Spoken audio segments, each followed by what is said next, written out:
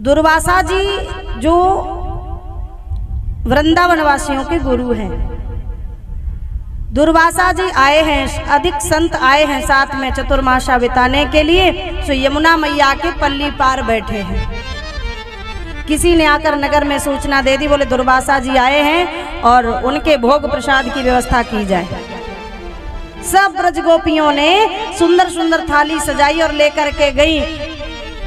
जैसे ही गई दुर्वासा जी ने खूब प्रसाद पाया और खूब खूब आशीर्वाद दिया। किसी ने कन्हैया जी के बालकों से कह दिया कि दुर्वासा जी आए हैं और ऐसे प्रकांड संत हैं कि जो भी मांगो वो दे देते हैं, मन की बात बता देते हैं, जो भी मन में सोचो। तो कहते हैं ना, भगवान ने पहले ही समझाया था बालकों को कि कभी भी अपने धन का अभिमान न करना, कभी भी किसी संत का अपमान न करना, कभी किसी की परीक्षा न लेना। लेकिन इन यदुवंशी बालकों की मति मारी गई। इतना बड़ा इनका वंश परिवार बड़ा महाराज, 16,108 रानियां हैं ना भगवान की, सभी से 10-10 बेटा हैं, एक एक बेटी है। इतना बड़ा यदुवंशियों का परिवार हुआ।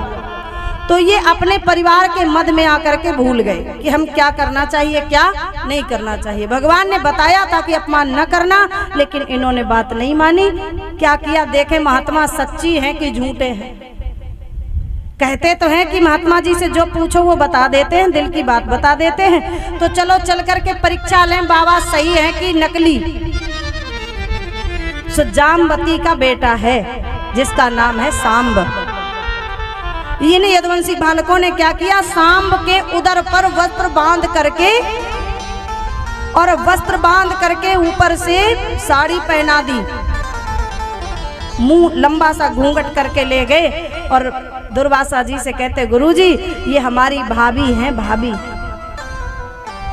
और ये बताओ ये भाभी हमारी गर्भवती है, ये बताइए इनसे बेटा होगा कि बेटी।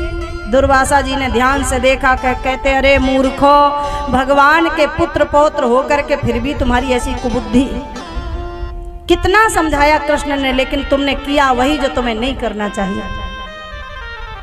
यदि ये स्त्री होती तब तो बेटा बेटी होता, लेकिन तुमने हमारी परीक्षा लेनी चाहिए। तो जाओ, हम तुम्हें श्राप देते हैं कि ना बेटा होगा ना बेटी होगी, इससे लोहे का मूसल उत्पन्न होगा जिससे यदुवंशियों के विनाश का कारण बनेगा। बेटा वहां से भागे, डर की वजह से दौड़ करके आए, समुद्र के किनारे बैठ गए। नाना उग्रसेन को बुलाया, वसुदेव जी को बुलाया, हमें क्या करना चाहिए। वसुदेव जी ने सलाह दी कि इसे घिस दो, पत्थर की शिला पर घिसो, इतना घिसो कि ये बिल्कुल चूरमा बन जाए, और घिस करके इसे बहा दो।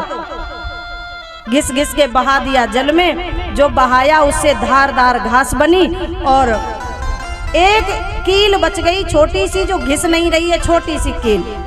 उस कील को समुद्र में फेंक दिया, और जैसे ही समुद्र में फेंका है महाराज, तो उस कील को एक मछली निगल गई। मछुआरों ने मछली पकड़ी तो मछली को लेकर के गए, पेट को फाड़ा तो उसके अंदर एक कील निकल आई। मछुआरे का एक दोस्त है भील, इसने कहा, बहेलिये ने कहा, भैया तुम्हारे ये मतलब की है नहीं कील, ये हमें दे दो, मैं बहेलिया हूं और मैं इसे अपने तीर के नोक पर लगा लूंगा जिससे शिकार का काम करेगा। उस कील को घिस घिस करके नुकीला बना करके बहेलिया ने अपने बाण पर लगा लिया।